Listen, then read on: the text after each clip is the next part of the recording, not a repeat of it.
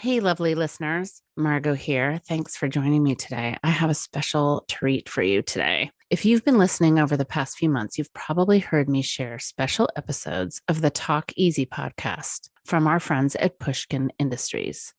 Well, Pushkin produces another very cool podcast we love to call Broken Record. And today I'm excited to share one of their best ever episodes with you. It's all about the music. On Broken Record, acclaimed music producer Rick Rubin, best-selling author Malcolm Gladwell, producer Justin Richmond, and former New York Times editor Bruce Headlam talk with the musicians you love about their lives, their inspiration, and their craft. Like Windowsill Chats, it dives deep into the creative process. And that's why I love sharing things like this with you, because it just so relates. Rick Rubin has interviewed so many legendary artists over the years, including greats like Judy Collins, Brandi Carlile, and Tanya Tucker, Patti Smith. Newer artist Amethyst Kia stands out to me. I love her and her suits. These are strong, creative women who have stories to tell. Also, let's not forget people like James Taylor, Michael Stipe, Andre 3000, Neil Young, and Nas. I could go on and on. It's definitely worth a listen. That's why today I wanted to make it easy for you. I want you to hear Rick's conversation with one of the most innovative artists in music today, Missy Elliott. You might know that this year is the 25th anniversary of Missy's classic debut album, Supa Dupa Fly. Back when that album dropped, Missy's unconventional rhyming paired with childhood friend Timbaland's futuristic production set a precedent for what was creatively possible in hip hop. They for sure made their mark. Follow Missy's career from then until now, and you'll see that she's maintained that level of playful creativity. She even broke records recently when she was recognized as having more platinum albums than any other female rapper and being the first female MC to be inducted into the Songwriters Hall of Fame. In the episode you're about to hear, Missy tells Rick about her wide-reaching influence and her creative process. She explains what it was like writing for Aliyah, who was one of the first artists to embrace Missy and Timbaland's unique style, and why she and Timbaland made a pact not to listen to any other music while recording her debut album. Okay, here's the episode. I hope you love Broken Record as much as I do. You can listen to more episodes of Broken Record from Pushkin Industries wherever you listen to podcasts. I think you'll want to.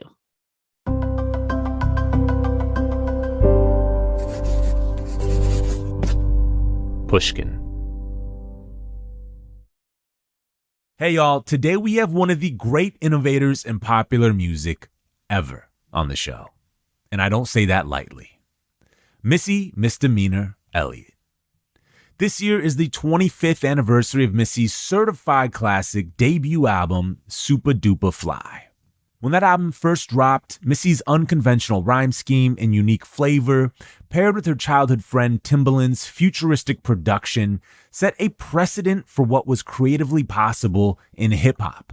And throughout her career, Missy's maintained that level of playful creativity. You can hear it on her slew of radio hits like Get Your Freak On, Work It, Lose Control, and definitely on her album cuts. As of this year, Missy has more platinum albums than any other female rapper. Of course, Missy can also flex as a producer and songwriter. She's the first female rapper to be inducted into the Songwriters Hall of Fame, having written songs for Mariah Carey, Beyonce, Destiny's Child, and of course, Aaliyah's biggest hits, One in a Million and If Your Girl Only Knew. Today, Rick Rubin talks to Missy Elliott about her wide-reaching influence and creative process. She explains what it was like writing for Aaliyah, who was one of the first artists to embrace Missy and Timbaland's unique style. She also talks about why she and Timbaland made a pact not to listen to any other music while recording her debut. This is Broken Record, liner notes for the digital age. I'm Justin Richmond. Here's Rick Rubin and Missy Elliott. Hello. What up, legend? Hello. What have you been listening to these days? To be honest, nothing. Really? Do you not listen to music regularly? Well, it's weird because I do listen to a lot of music, but a lot of it I catch it when I catch it, especially when I'm starting to work on stuff. I go into this place of not listening to anything, and that's how I, pretty much started when I first started. Me and Tim just like not listening. You know, we were forbidden to listen to other people's stuff or watch videos. And I think in a crazy way that ended up working in our favor because we didn't see nor hear. So we ended up creating a sound that we didn't know we were creating. We just didn't know what was hot. So we didn't know what was hot to mimic it. Great. And I think that always works because then it allows you to not be so afraid to try something new because you don't know what's hot out there to know if yours is too far or not enough. What about listening to classics? Yeah, I know people get in my car and feel like they in the 80s and the 90s because I'm going to always play those joints. Like those classics, the timeless records will always stay in my car. I know my little cousins hate it. I know they hate it. They be like, don't you got the TikTok? Nah, but listen to this. Listen to this 112 record. It's just something about it that warms my heart for whatever reason. What was the music playing in your house when you were growing up? Was there music in your house when you were growing up? Oh, yeah. So the funny thing about when I was growing up, my mother was into gospel and my father was into R&B, which, you know, in the gospel world, they say worldly music.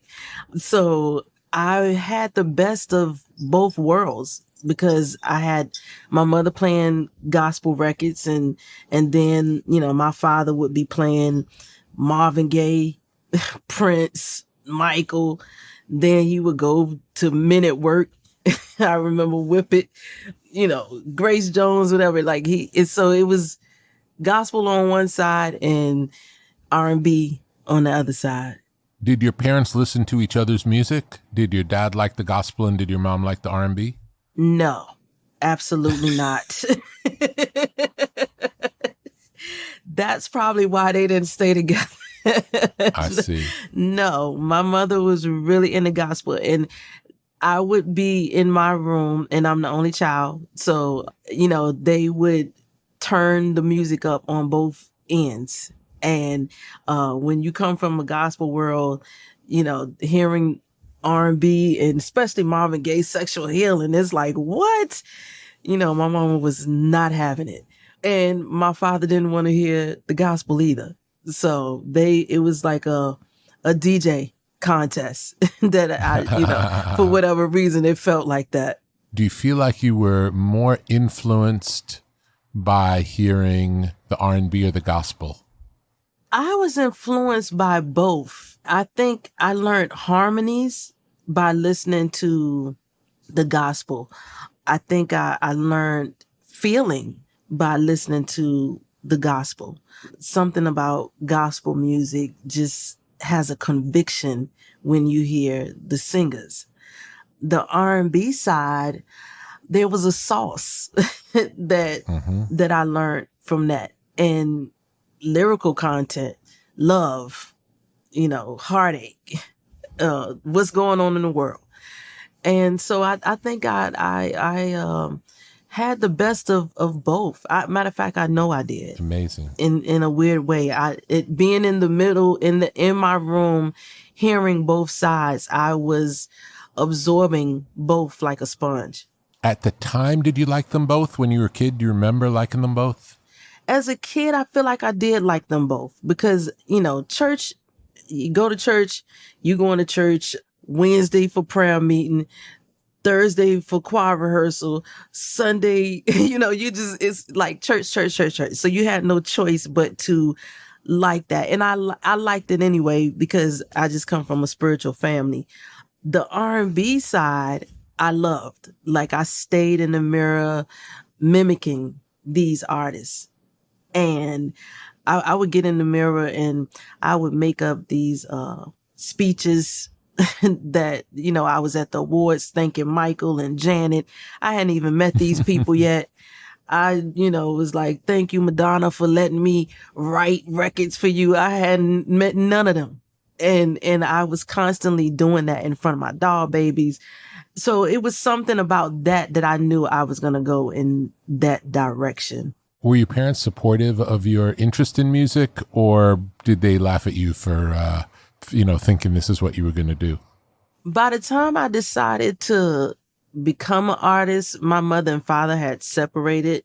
My mother was trying to get me in the military, and I was like, I can't even walk from here to the car without getting tired. I know you don't expect me to go in nobody's Navy or Army and be running for my dear life. So in my family, they didn't take me serious because in Virginia at that time, artists wasn't going through Virginia like that. Maybe a show here or there. It wasn't like it is now. So it was hard to believe that I'm going to go away and I'm going to be famous. But I have been saying that since I was a little girl. Like I remember in kindergarten, every Friday, the teacher would ask what we want to be. And I would listen to the kids say, I'm going to be a fireman. I'm going to be a policeman. I'm going to be a teacher and I'm going to be a doctor. And they come around to me and I'm like, I'm going to be a superstar. And the whole class would just bust out laughing. And I never wavered. Every Friday, I said the same thing and they laughed every Friday. And I always wonder, do those kids remember me? Because I remember them. I remember them well. But yeah, my family, they didn't think that could happen. And they didn't think it was best for me because I think they thought that I would be naive and go out there and be wilding out and get on all kind of situations that I had no business. So they didn't think it was good for me at first. Tell me about growing up in Virginia. Just tell me about Virginia a little bit. Describe the place you grew up in, the area. Virginia. I grew up in Portsmouth, Virginia. And everybody knew everybody. Small town feeling? Yes, very small town. Like, in New York, you may run into somebody and you may never see them ever again in life. Mm-hmm. In Virginia, you're going to, no matter whether you're from Virginia Beach, Hampton Roads, Newport News, Suffolk, Norfolk, in those places, you're going to run into them again. And, in Virginia, everybody is just like family. I remember a time where we can't do that now, but we used to go up to each other's house and just knock on the screen door and be like, coming in. We didn't lock our doors.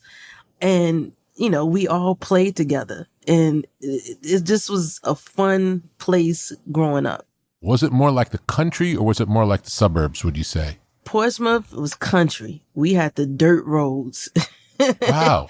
Yeah. Okay. Yeah. Like we had the dirt roads, like mad woods. And yeah, we didn't see like paved roads like that. And I used to stay in a place called Pewsville and we didn't see that for a long time.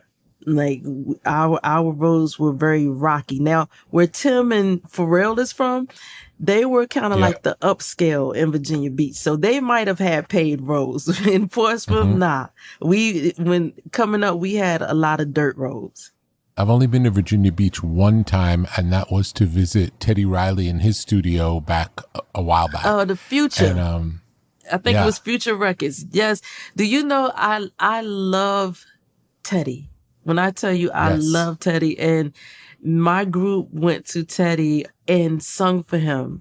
Like we were so scared. We used to drive past his studio all the time. And we finally got up the nerve to go to his studio and sing. And it was, maybe like 5 of us. And we sang and he was like, I see 5 of y'all, but I only hear 2-part harmony. I was like, no. And he didn't sign us. I was like, oh my God.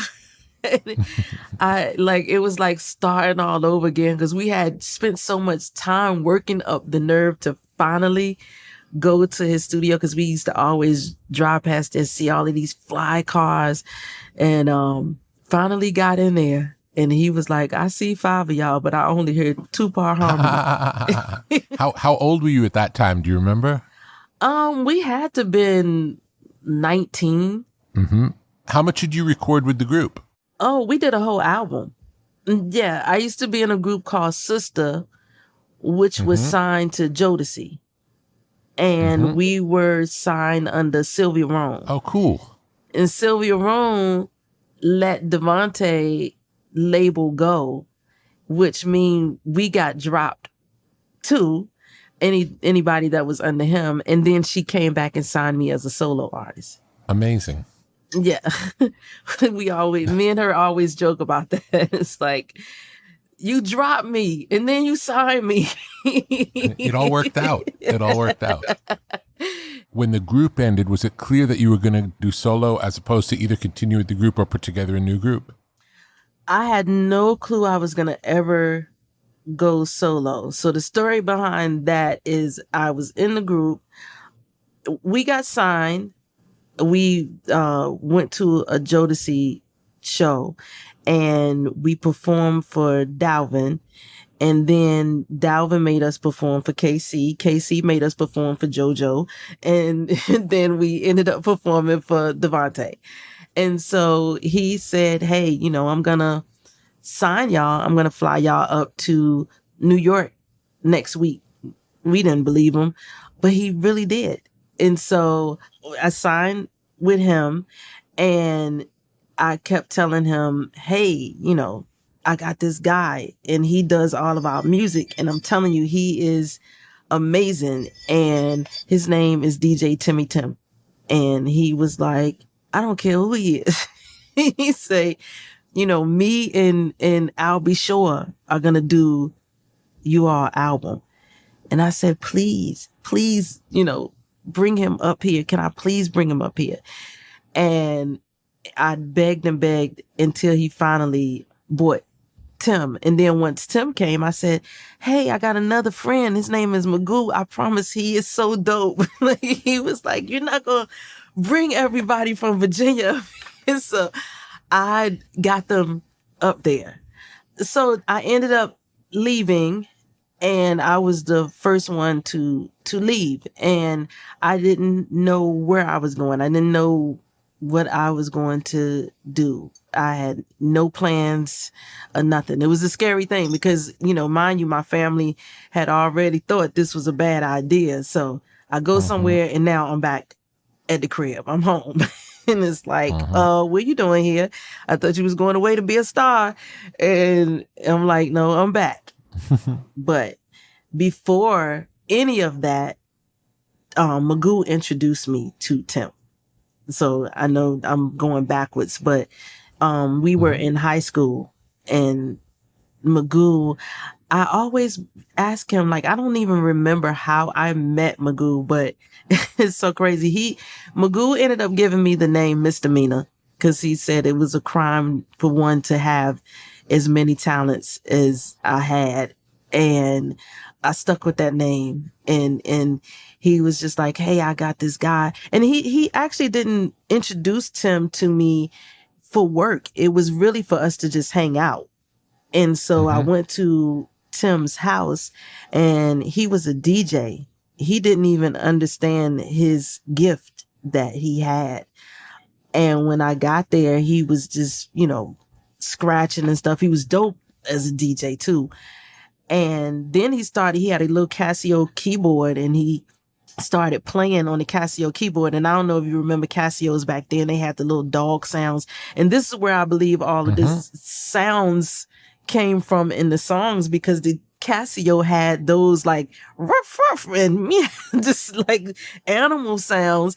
And he found a genius way to make beats with that stuff in it. And he really at the time wasn't calling himself a producer at all.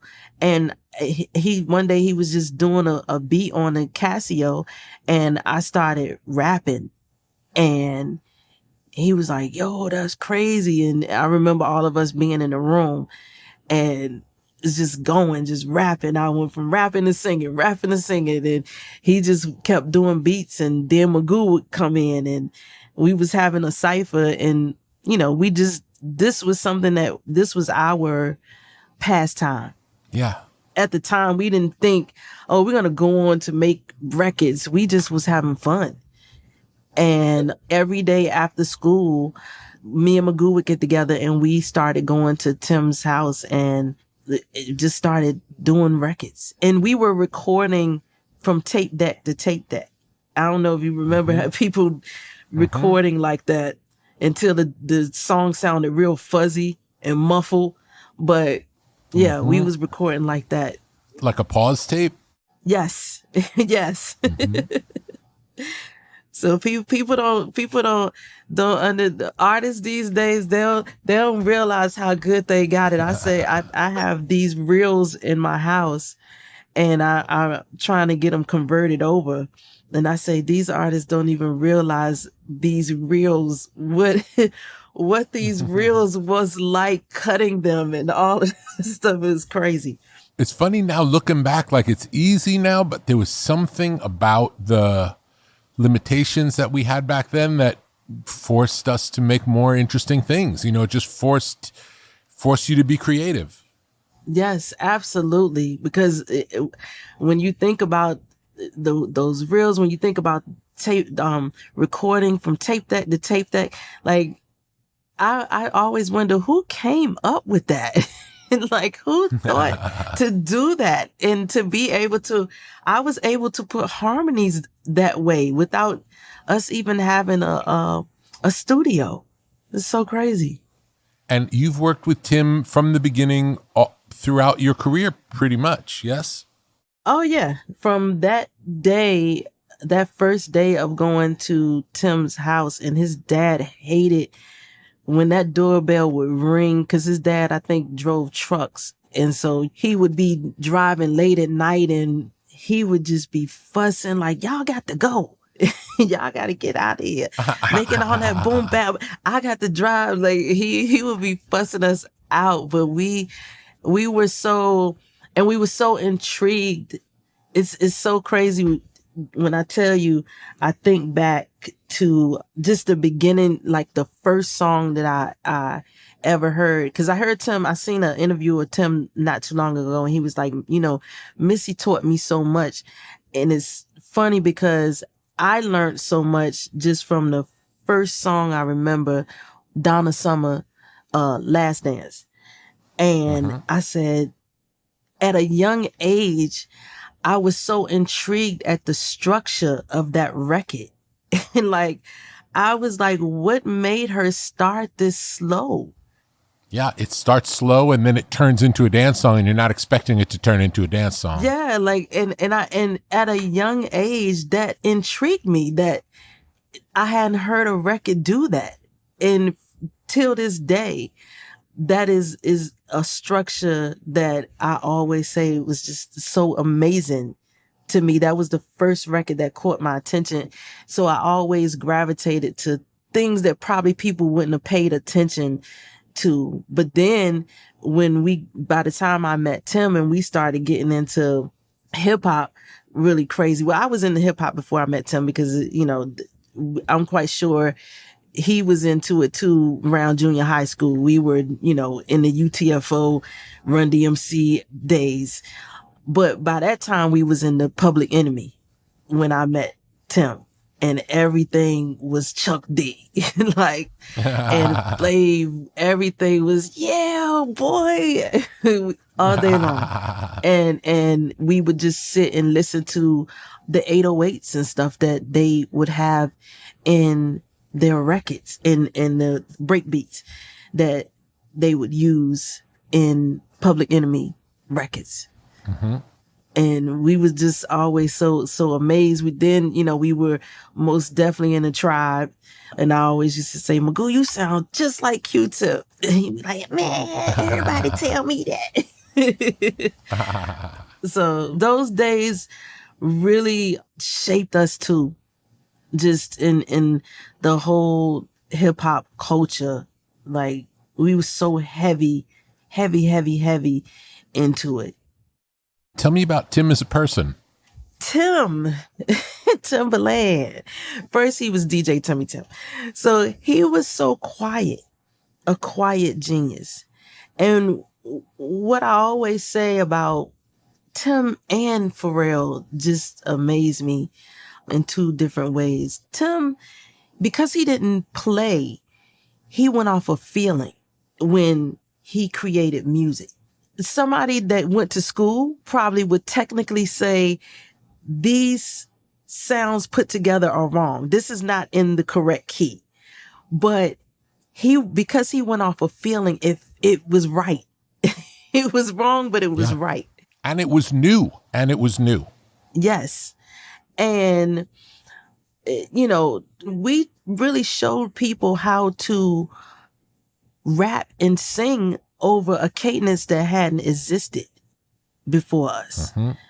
That cadence was so off to people. I remember 1 in a Million was hard to get played because they were saying, a lot of people were saying, a lot of the program directors were saying that they couldn't mix it in or blend it in with the record before it or after because of the rhythm of it. Yeah. And it was weird because although it was so slow, it still made you bounce in the weirdest way. Like all the songs that we did just had this bounce, even if they were slow records. Mm-hmm. So I think that's the genius in that, is that sometimes it's not just about just being technical, because I've had people who are amazing technically, but the feeling is not there. And so that's why I think Tim was always so great at what he did, because he went off a feeling. It felt right. It's amazing that there was a time that was too unusual to go on the radio, when it had so much of an effect in all music that came after it. Tell me the story of that song from the beginning. First time you heard the beat. I was out working with 702 and Tim called me and was like, hey, we got this opportunity to do something on Aaliyah. Now, we still new. Like, nobody really knows who we are. So when me and Tim got together, I'm like, Tim, what we gonna do? Because she was already a superstar. So I'm like, yo, let's just give her our old sound. Nobody never heard it. So it'll be like a new sound. Because that sound was probably 4 years old to us. Wow. Because we had been signed and the stuff didn't come out. So we have been on that wave, that whole rhythm. And I said, let's just give her that. So Tim was like, you sure? I'm like, yeah, like, dude, that, we were still in a place of we didn't know what was hot or not. All we knew is what we did. Yeah. This is hot. Not knowing it was really hot, but it was hot to us because that's all we had been hearing. The song was already written. Tell me what you played her. I mean, I played it for her after I had demoed the vocals. So, because that's me at the beginning saying, love you, baby. Me and Tim went in and recorded it. And then I played her, the version with my vocals on it. And she loved it. And she got it immediately. Yeah. Which, when I think about it, it just shows that she was aligned with us musically anyway, because we had to show people how to sing and rap over something that, like I said, that hadn't existed before. People didn't know where to place this music. They didn't know whether to go to the R&B and hip hop or to the pop. They didn't know where to place it. But she got it immediately. But that actually wasn't the first record that she did. The first record she did was If Your Girl Only Knew. And even for her to get that record, and we were only supposed to do one record on Aaliyah. And it went from 1 to 2 to 3 to 4 to 5. Like, it just kept going. Wow. And she took a chance because she was Aaliyah already to the world. She had the chance to be able to work with any major producer out there. And here we were, two young kids coming in, with nothing really under our belts. And she just was like, I love what y'all doing. And she just kept recording each record that we would do. She'd be like, I want that one. I want that one. Yeah, I love that. And she did it. Typically, when you would write for someone else, would it typically happen like that? You would write it, do a demo of the whole song, and then present it to the artist? Or was it ever more collaborative than that? No, I always wrote it and always demoed it. And then I started, as time went on, I started to get, I would write it and then I would get Jasmine or Tweet or somebody to demo for me. Mm-hmm. But actually, the one person I did have demo it early on one song was Gina Thompson. She demoed I Care For You for Aaliyah. But yeah, I would just go in there and write the songs and then demo it. And then I was not like, I didn't consider myself like a singer like that. I wasn't giving you no Whitney Houston notes. And so by me not being a singer, I would just kind of rap sing. And that's how, if you listen to One in a Million, it's like rap singing, because I wasn't a person who could do all of those runs and stuff like that. So I would just sing songs. And it just ended up being a new kind of rhythm too. Have you ever written a song for someone else? Have they not do it and then you end up doing it yourself? Has that ever happened? No, I've never written a song for someone else and then I ended up doing it. I always ended up giving it to someone else. Yeah. Because for me, I'm so critical on myself. Like, that's probably been the hardest thing for me is once I do it for the artist, I have them in mind, or artists in mind, and not me. Cause I know when I do stuff for myself, it's always like some weird, crazy stuff. So I know that those artists probably be like, oh, nah, you bugging. So I've never taken a record that I had for somebody else and used it on myself. Mm-mm. So when you say critical of yourself in that way, I want to understand it better. Is it that the song's not good enough for you, or that it doesn't suit your personality? Or if there's a song that you think is great, but that it's not right for you, that you wrote, what's the thought process? Well, me as the artist, I do stuff so differently for myself that a lot of times it's so like out there. I couldn't imagine, somebody else saying, don't. I could, something I said and work it. I couldn't imagine somebody else saying some of the stuff that I've said. Not to say they wouldn't, but I just know like stuff that is more suitable for me. So when I do those records, they're more tamed down than what I would do for myself. Yeah. Because for myself, I'm taking a chance. I'm just like, I'm going to say whatever. I'm going to say she's a bitch. I'm going to say pussy don't fail me now and sing it. And, these artists will probably be like, now, Missy, I do many things, but that, nah. So I'm just different as the artist. Yes. So your records tend to be more extreme and you could say lyrically harder or more challenging or crazier. It wouldn't feel right to give someone else a song like that expecting them to do it. Yes. Even to this day. Like, it's a few artists that probably would do it just because I say, yo, I'm telling you, it's going to go, it's hot. But for the most part, I'm taking more of a risk on myself. So those records that I do for other artists, once I do them, I just say, hey, this will go to somebody, but just not me. Mm-hmm. Who was the first artist or the first group of artists that you looked up to and felt like, this is my inspiration, this is what I want to do? Who were the people that got you to want to do it? Ooh, so many artists. The gospel, I would have to say the Clark sisters. As far as R&B, Prince, Michael, Janet. When it comes to, hip hop, I would go back to Roxanne, Queen Latifah, Light, Salt and Pepper, the reason I started rapping. LL, Big Daddy Kane, Public Enemy, Moni, all of the hip hop mothers and fathers of of this thing. I would say, to be honest, like the whole 90s for me, early 90s, really just like inspired me. But the 80s also, because I feel like the 80s people were experimental with music.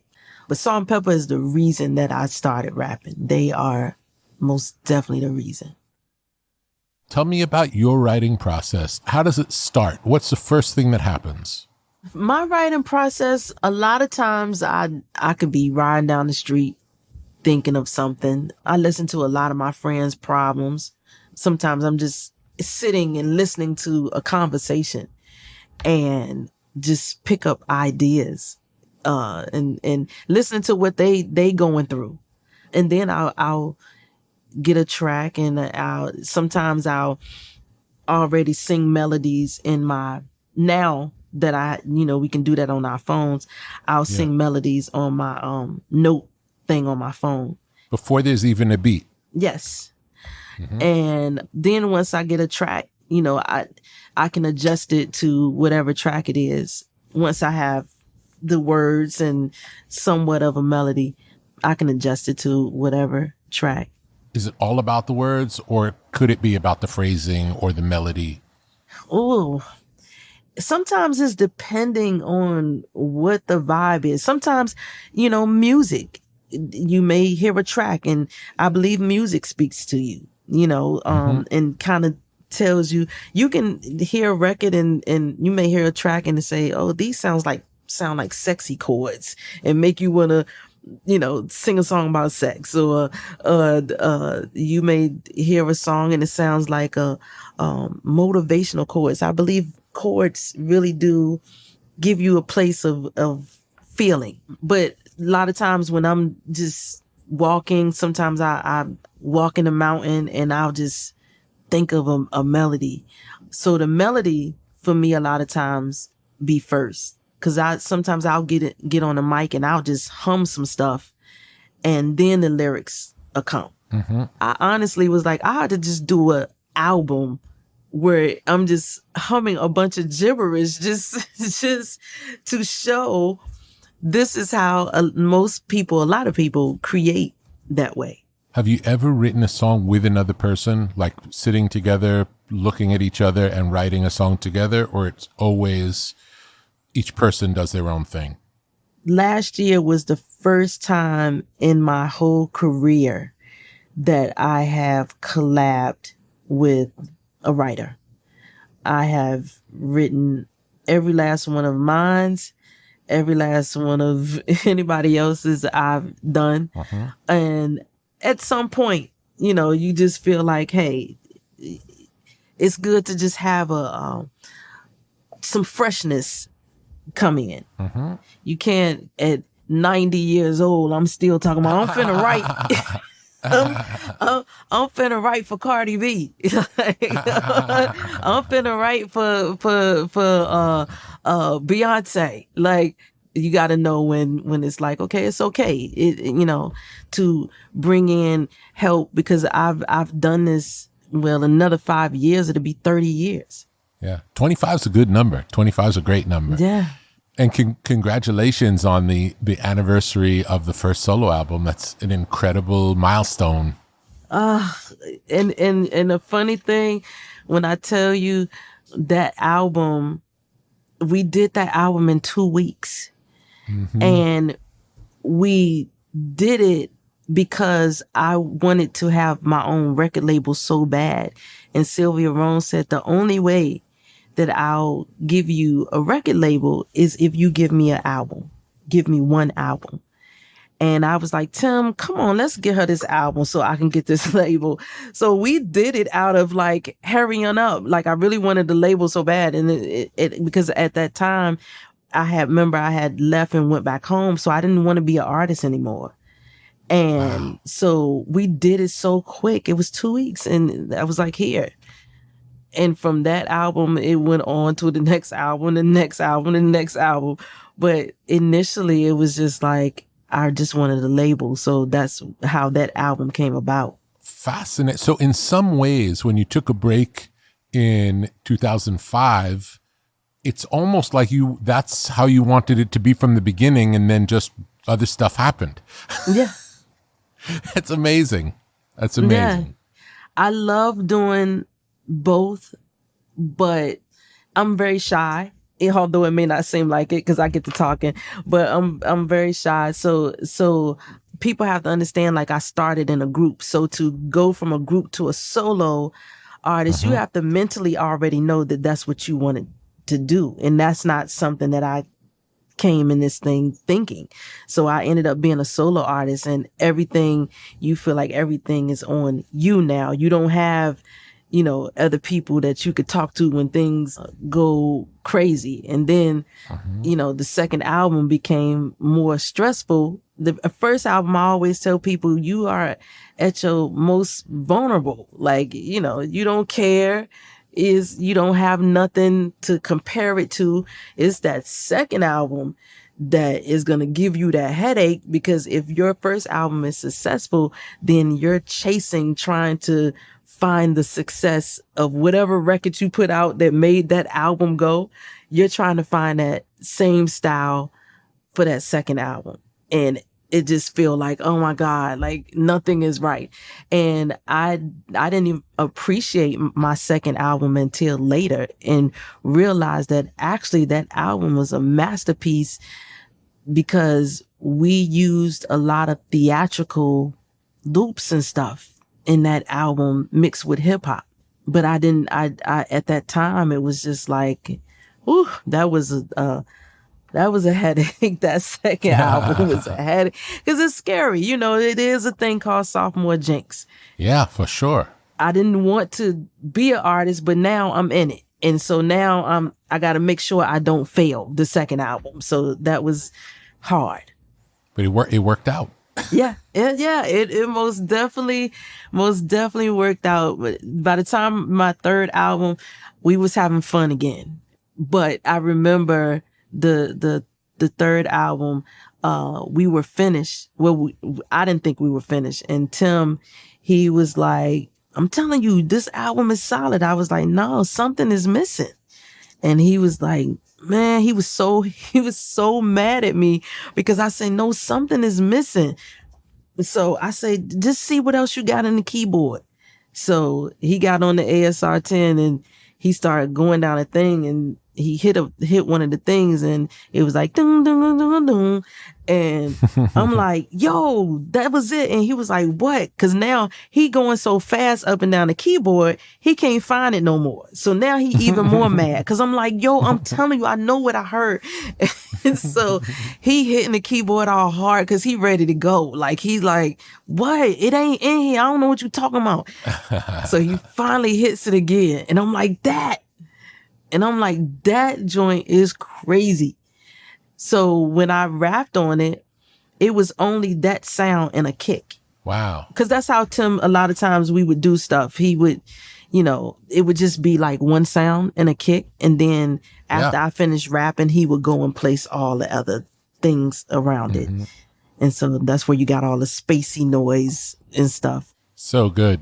That was a really common practice in the early days of hip hop, to leave a really long instrumental at the end so that other people could rap over it themselves. Yeah. And, just me sitting there listening actually to it just speaks to the genius in Timbaland too. Again, is the fact that he would make hip hop, those records, he would treat them like R&B records. If you really when you get a chance, go back and listen. He was placing strings and different sounds. He was having a separation. It wasn't just a flat beat straight through. So he would add different sounds, like every 4 bars, he would put in another sound. When the hooks came, it would be strings. And he would do that to a lot of his records. Absolutely. They never get boring. You never just get used to the groove. It always feels like, even if you're not paying attention, like, it really became clear after the vocals, all the changes that were going on in the music, because they're subtle. They don't make you listen to them, but they have an effect on your subconscious that it feels like it's always evolving. It's always new. Yeah, especially when you get to that end and you see how he starts to break it down. I always say that too in that record. Is That Your Chick? He does that heavily in there too. But most of the records he did that. So when just listening now, because I never like listened to the end, made me just realize he treated those records like you would treat R&B records. Mm-hmm. Would you say that spirituality plays a role in your music? Oh, spirituality plays a role in Missy, period. In this industry, if I didn't have some kind of spiritual connection, I don't know how I could have made it. You know, in this industry, a lot of artists come in just thinking it's going to be, you're going to make a lot of money, you're going to be famous, you know, you're going to be hot forever and all of these different things. You know, that's what you come in thinking. And then you realize, oh, you've been duped. You know, I always tell people you won't be hot forever. You can always have respect though, because it'll come a time where even the hottest of the hottest won't be sitting at the top of the charts anymore, but the impact and respect will always be there. But spiritually, you have to have some, you know, for me, I feel like I had to have some kind of connection, because when those times come of those ups and downs like that, you have to be able to, you know, I come from a praying family. So being that I feel like God gonna work it out. If I didn't have that, I don't know how I would be able to manage, because there has been way ups and then there has been way downs.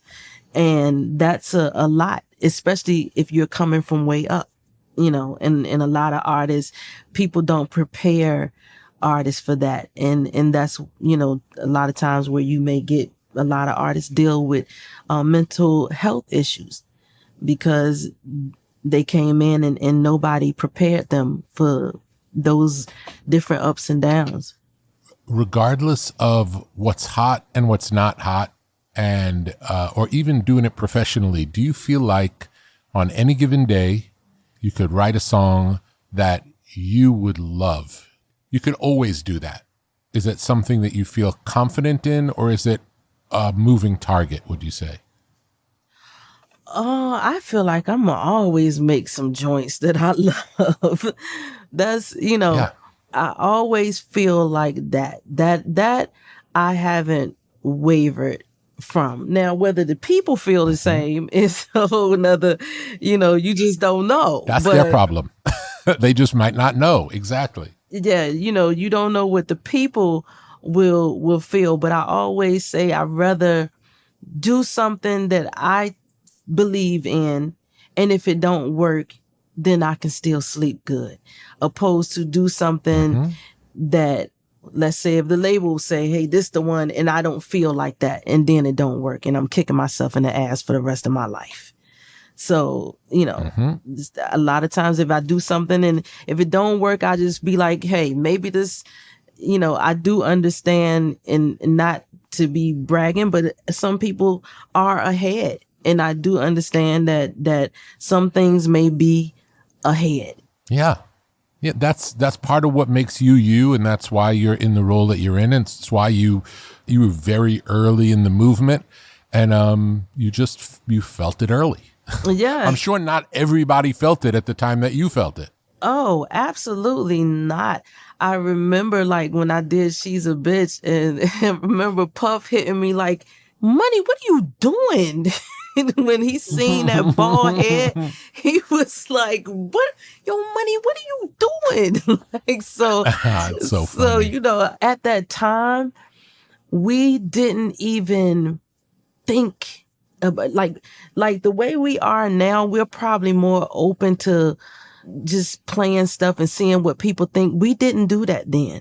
We came in saying, okay, this is going to be the first single, and then we're going to come with this. We wasn't playing it for somebody to tell us if it was hot or not. We was playing it because we thought it was hot. Exactly. And as time went on, Your confidence can either build or, it could stagger or it could just go to nothing. And I think as time went on, we probably started to ask people. But then I got to a point that I'm just like, nah, I just want to do music that feels good to me. And I've Absolutely done, just like you are legendary. At this point, you probably doing it like, I'm just having fun. There was a time where you may have felt like you was concentrating on making this kind of music or timeless, or you're not even thinking like that now. You're like, I'd improve myself. What? I'm having fun. I'm going to take 2 spoons and hit on this trash can and throw this out because it feels good to me right now. While you have proven yourself time and time again. And what's the use of doing music if you can't have fun with it? Absolutely. I've always tried to make music that I like and never question what anyone else is going to think, because I can't imagine what anyone else is going to think. And at least if I'm true to what I like, at least I know one person likes it. It's better than making something that maybe nobody likes. Like, I'm making the thing that I like and I care about it. That's all I could do. Absolutely. I said, just think if there was one person in the room, if I always say Michael and Quincy or whoever else was in that room when they were creating Thriller, they all had to be aligned in the same space. Because if one person had been like, what? It's close to midnight, something evil is, what kind of song is this? It could have threw them all the way off and made them trash that record. But they was all aligned in that room where they had to be like, visually, they was in the same place. I see it. I hear it. This gonna be huge. And those are the type of people that I try to, keep around. Not just yes, ma'am people, If it's something that is truly whack, I want my friends to be like, yo, absolutely, that's whack. Absolutely. Otherwise, you're living in a world of not reality. Like, you have no idea. It's like, I want to make something that I like, and if someone else doesn't like it, it's cool, but I want to know if they don't like it. It's just so I understand the world, Right. But yeah, I mean, you are such a legend, and people dream to get to that place, and you have an impeccable ear. So I know that, when you have an ear like that, you would have to be 120 for anybody to be like, nah. If you was to say, even at 90, you be like, nah, that ain't it. I'm going to believe it. But I feel like you're exactly the same. We've both been doing it long enough where it's like, it's obvious. We know what we're doing. It's okay. Yeah. I most definitely probably had a few producers mad at me when I be like, nah, that ain't it. Good. That means you care and you're honest. Like, that's part of the job too. It's not just going along with it. Yeah. Especially in this time when you've been around for so long though, but then you may get some younger ones that come in and be like, nah, you don't know what you're talking about. This, I'm telling you, this what everybody listened to. And that's the great thing about, I think, what we have done is we created something in yourself that hadn't been done. And so you are in a position to be able to say that because you wasn't following what everybody else was doing. And if you can teach any upcoming producers, like, hey, you stand out. Because at the end of the day, you don't want it to be 5 of yous. Because if you got 5 of yous, then most of the time the label gonna go with the cheapest one anyway. So you better hope you the cheap one, because otherwise you're not gonna be picked. Like, it's gonna be easy for them to go with the one that is popping right now. So you better off just trying to do something that will be game changing. And game changing, you don't get a lot of those. Like, you can count those. It ain't a lot of game changers. It's true. Thank you so much for speaking to me. This was beautiful. I thank you, and hopefully we will see each other. But it's been fun, and I appreciate you. Just know that you are legendary and will continue to be. And it was an honor speaking to you. The honor is all mine. Thank you so much. And we speak soon, and hopefully I get to see you and give you a big hug. And thank you, person. Yes. Well, you enjoy yourself and be safe out there. Thanks to Missy Elliott for talking through her career with Rick and sharing insight into her creative process. You can hear all of the songs mentioned in this episode, along with the rest of her now 25-year-old album, Super Duper Fly, on a playlist at brokenrecordpodcast.com. Next week, we kick off a month-long slate of interviews Rick Rubin did with the Red Hot Chili Peppers to commemorate the release of their newest album, Unlimited Love. This is the Peppers like you've never heard them before, and trust me, you don't want to miss it. The first episode comes out Friday, April 1st, the same day as the album. You can follow us on Twitter at Broken Record.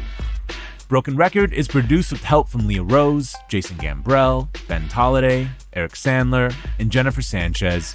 Our executive producer is Mia Lobel. Broken Record is a production of Pushkin Industries. And if you like the show, please remember to share, rate, and review us on your podcast app. Our theme music's by Kenny Beats. I'm Justin Richmond.